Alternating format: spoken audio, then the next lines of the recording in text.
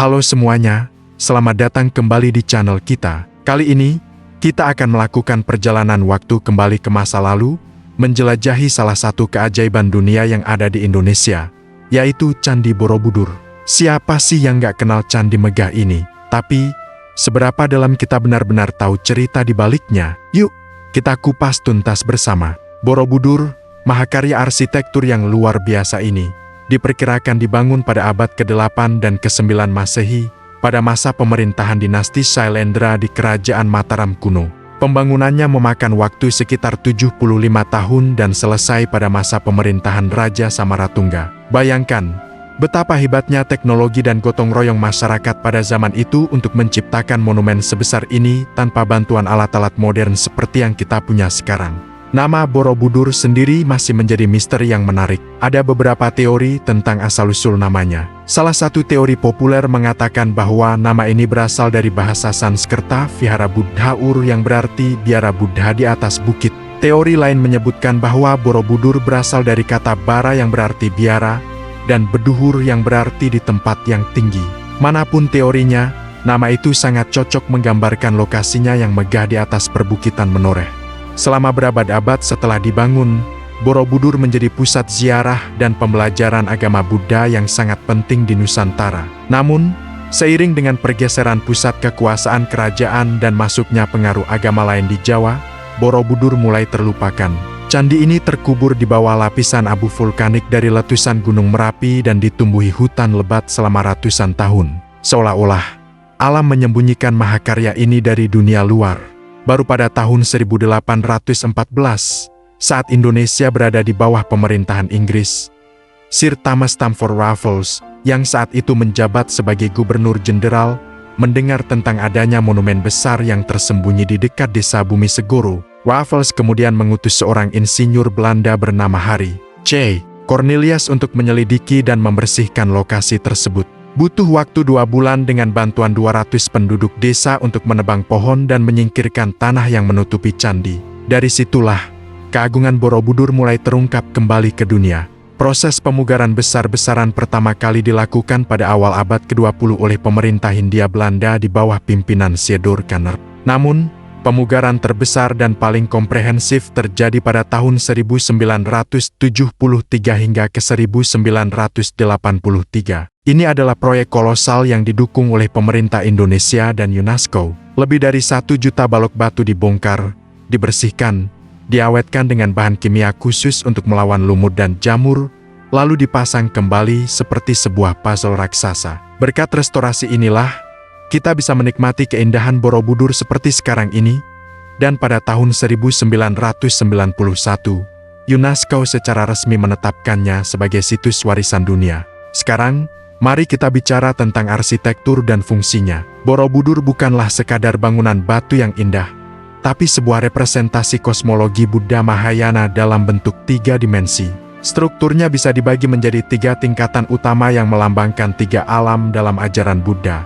Tingkatan pertama, di bagian paling bawah, disebut Kamadhatu atau alam keinginan. Bagian ini sebagian besar tertutup oleh struktur tambahan. Relief-relief di sini menggambarkan adegan dari kehidupan duniawi, penuh dengan nafsu dan keinginan manusia, serta hukum karma atau sebab akibat. Ini adalah gambaran dunia yang masih terikat oleh hasrat duniawi. Naik 1 tingkat, kita akan sampai di Rupadhatu atau alam rupa. Tingkatan ini terdiri dari 4 teras bujur sangkar yang dipenuhi dengan galeri-galeri berhiaskan relief-relief yang sangat detail. Ada lebih dari 1000 panel relief di sini. Relief ini menceritakan kisah-kisah dari kitab suci Buddha, seperti Lalitavistara yang menceritakan riwayat hidup Sang Buddha Gautama, serta kisah Jataka dan Awadana yang berisi cerita-cerita tentang kehidupan-kehidupan Sang Buddha sebelumnya. Setiap panel adalah sebuah karya seni yang menceritakan pelajaran moral dan spiritual. Para peziarah akan berjalan searah jarum jam, atau disebut pradaksina, sambil merenungkan setiap cerita yang terpahat di dinding candi. Dan akhirnya, di bagian puncak, kita mencapai Arupadhatu, atau alam tak berwujud.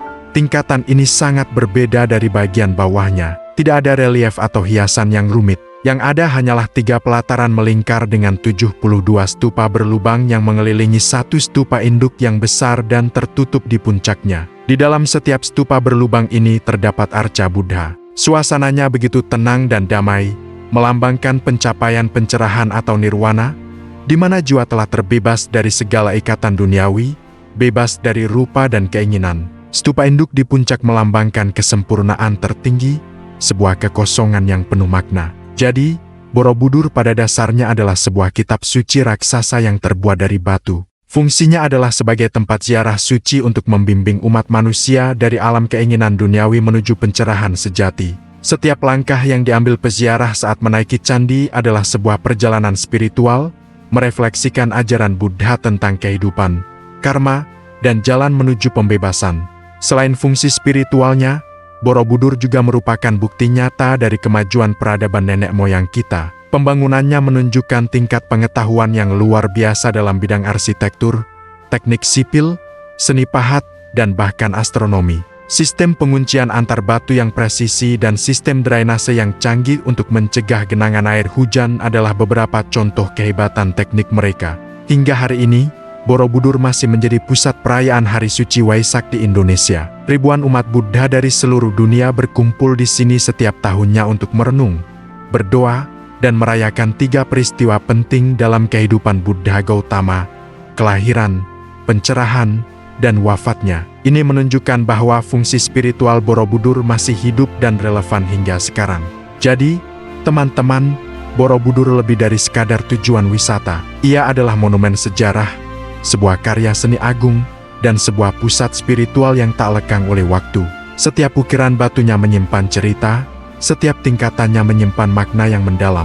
Mengunjungi Borobudur bukan hanya soal melihat pemandangan indah, tapi juga tentang merasakan perjalanan spiritual dan mengagumi kejeniusan peradaban masa lalu. Semoga cerita ini bisa memberikan kalian wawasan baru tentang Candi Borobudur yang kita banggakan.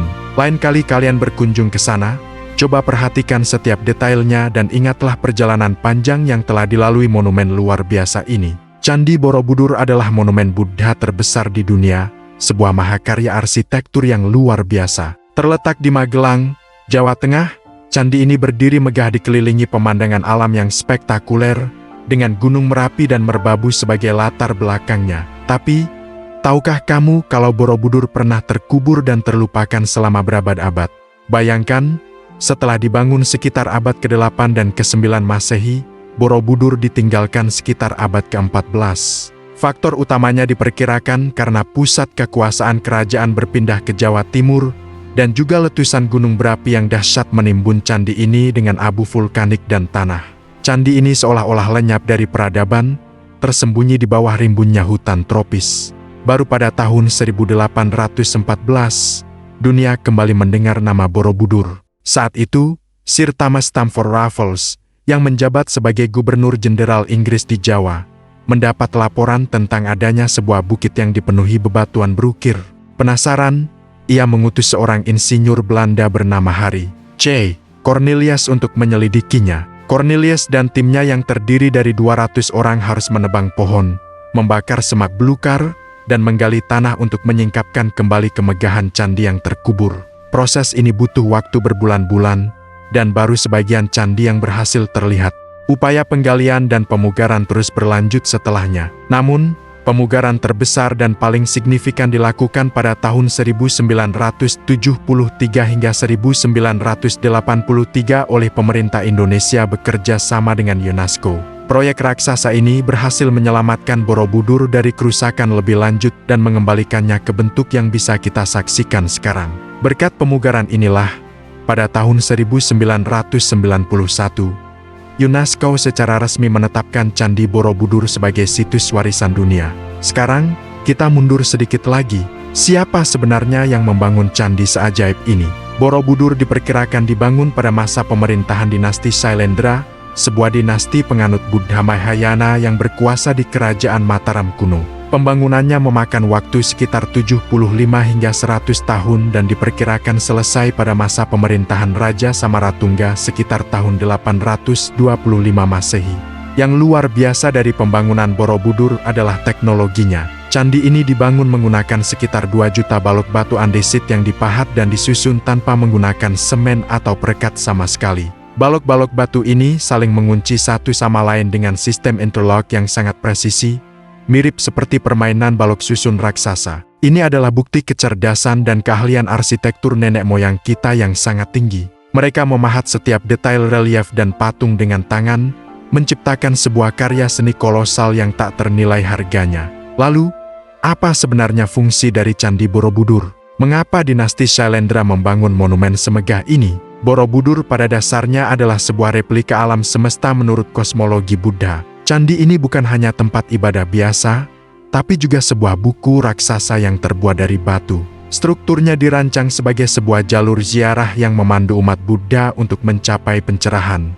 Candi ini terdiri dari 10 tingkatan yang secara simbolis menggambarkan 3 alam dalam ajaran Buddha. Bagian paling bawah adalah Kamadhatu, atau alam nafsu duniawi. Di tingkat ini, terdapat relief yang menggambarkan kehidupan manusia yang masih terikat oleh hawa nafsu. Sayangnya, sebagian besar relief di bagian ini tertutup oleh struktur tambahan yang dibangun untuk memperkuat fondasi candi. Naik ke atas, kita akan memasuki alam rupa dhatu, yaitu alam rupa. Di sini, dunia nafsu sudah ditinggalkan, tetapi manusia masih terikat pada bentuk dan rupa. 4 tingkat persegi di bagian ini dipenuhi dengan ribuan panel relief yang menceritakan kisah kehidupan Sang Buddha, dari Lalita Vistara hingga Gandawiwha. Dengan mengikuti lorong-lorong ini searah jarum jam, para peziarah seolah-olah membaca dan merenungkan ajaran Buddha yang terpahat di dinding candi. Total panjang reliefnya jika dibentangkan bisa mencapai beberapa kilometer. Setelah melewati rupa dhatu, kita sampai di puncak, yaitu arupa dhatu, alam tanpa rupa. 3 pelataran bundar di bagian ini melambangkan dunia spiritual yang murni, di mana manusia sudah terbebas dari segala ikatan duniawi. Tidak ada lagi relief yang penuh cerita di sini. Yang ada hanyalah 72 stupa berlubang yang di dalamnya terdapat arca Buddha. Stupa-stupa ini mengelilingi satu stupa induk terbesar di puncak yang tertutup rapat, melambangkan kesempurnaan dan nirwana, tujuan akhir dari perjalanan spiritual. Jadi, Borobudur adalah sebuah mandala raksasa, sebuah panduan visual untuk mencapai pencerahan. Para peziarah akan memulai perjalanan dari bawah, dari alam duniawi, lalu secara bertahap naik, merenungkan setiap relief, hingga akhirnya mencapai puncak yang melambangkan kebebasan spiritual. Ini adalah sebuah perjalanan fisik sekaligus batiniah.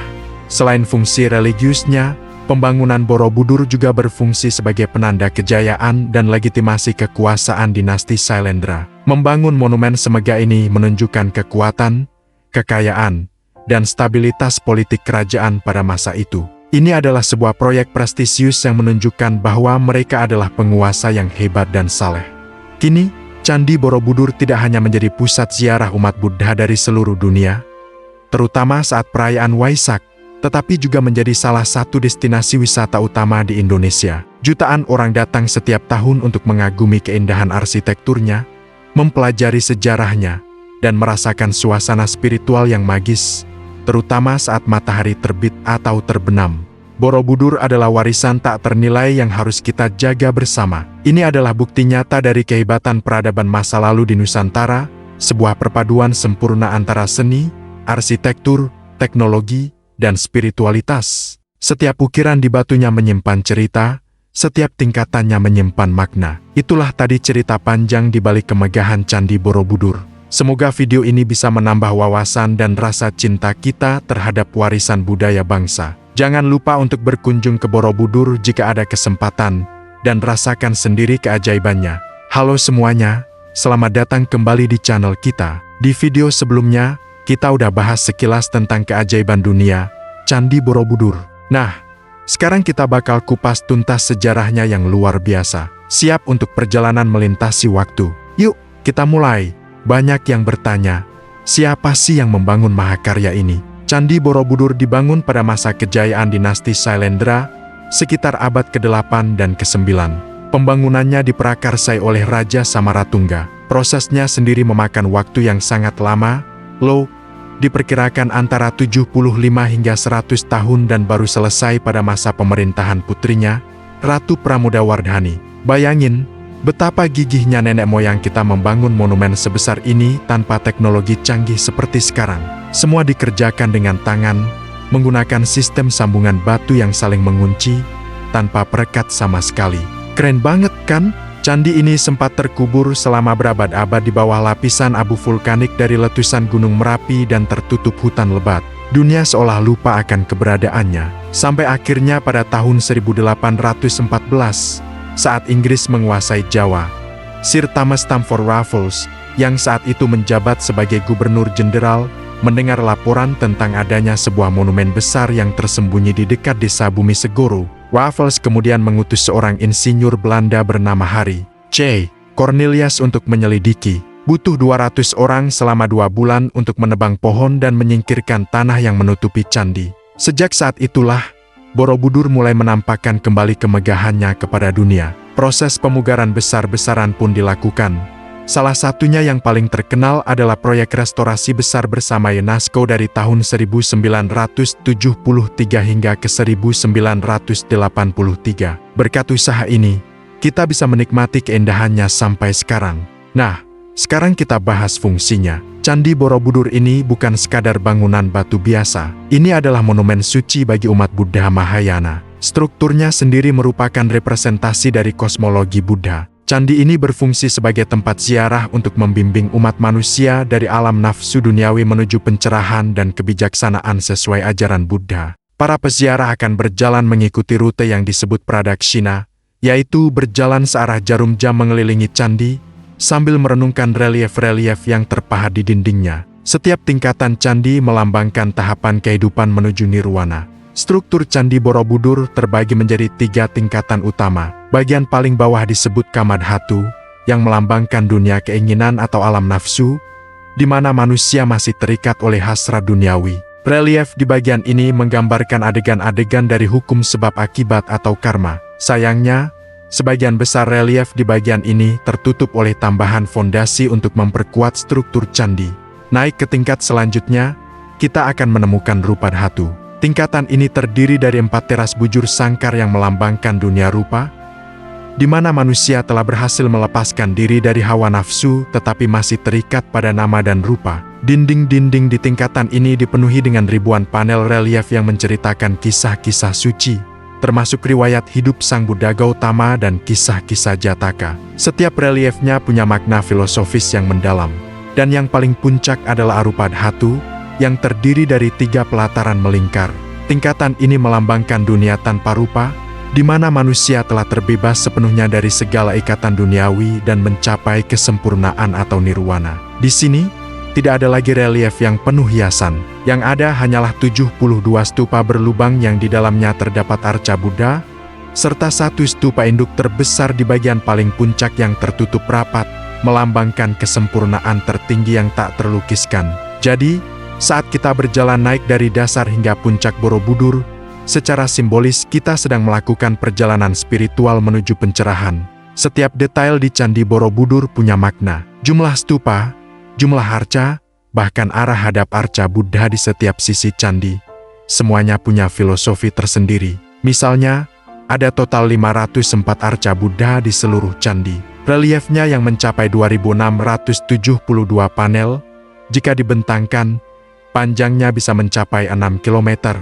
Ini menjadikan Borobudur sebagai galeri relief Buddha terlengkap dan terbesar di dunia. Setiap ukiran adalah sebuah cerita, sebuah pelajaran hidup yang tak lekang oleh waktu.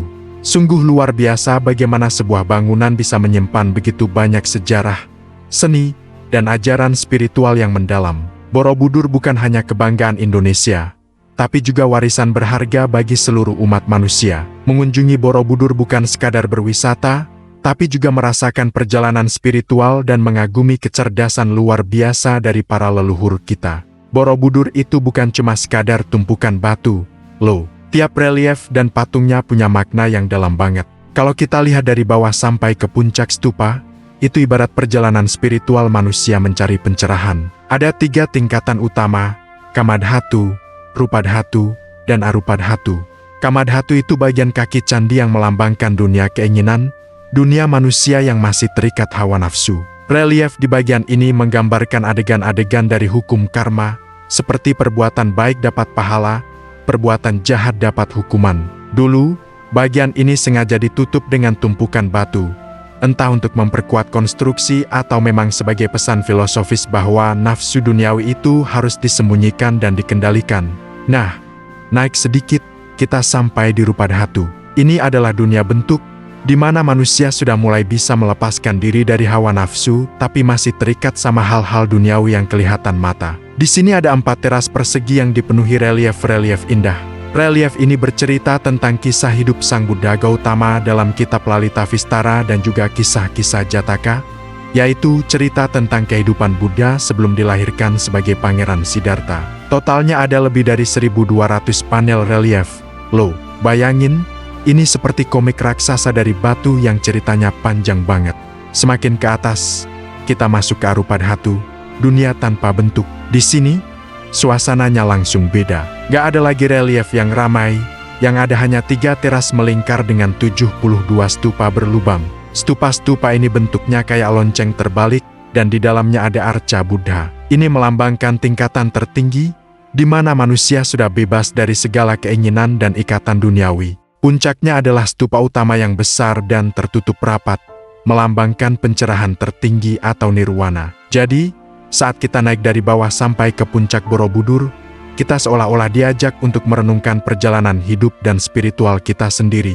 Sekarang, kita mundur sedikit ke sejarahnya. Gimana sih candi semegah ini bisa dibangun? Borobudur diperkirakan dibangun sekitar abad ke-8 dan ke-9 pada masa pemerintahan dinasti Sailendra dari Kerajaan Mataram kuno. Pembangunannya memakan waktu sekitar 75 tahun dan selesai pada masa pemerintahan Raja Samaratungga. Yang luar biasa, candi ini dibangun tanpa menggunakan semen atau perekat sama sekali. Balok-balok batu vulkanik dipotong dan disusun dengan presisi tinggi menggunakan teknik kuncian, mirip seperti menyusun balok Lego raksasa. Para ahli percaya arsitek di balik mahakarya ini adalah Gunadharma. Meskipun namanya tidak tercatat dalam prasasti, legenda tentang kejeniusannya tetap hidup di masyarakat sekitar. Dia berhasil merancang struktur yang sangat kompleks di atas sebuah bukit, menggabungkan konsep pemujaan leluhur asli Indonesia dengan kosmologi Buddha Mahayana. Hasilnya adalah sebuah mandala 3 dimensi raksasa yang harmonis dengan alam sekitarnya. Tapi, kejayaan Borobudur tidak bertahan selamanya. Sekitar abad ke-10, pusat kekuasaan kerajaan di Jawa bergeser ke timur.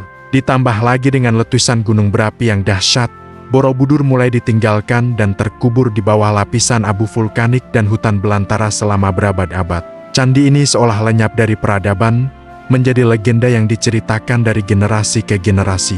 Barulah pada tahun 1814, saat Inggris menguasai Jawa, Sir Thomas Stamford Raffles yang saat itu menjabat sebagai gubernur jenderal, mendengar desas-desus tentang adanya sebuah monumen besar yang tersembunyi di dalam hutan dekat desa Bumi Segoro. Raffles kemudian mengutus seorang insinyur Belanda bernama Harry C. Cornelius untuk menyelidikinya. Cornelius dan 200 anak buahnya bekerja keras selama 2 bulan untuk menebang pohon dan menyingkirkan semak belukar yang menutupi candi.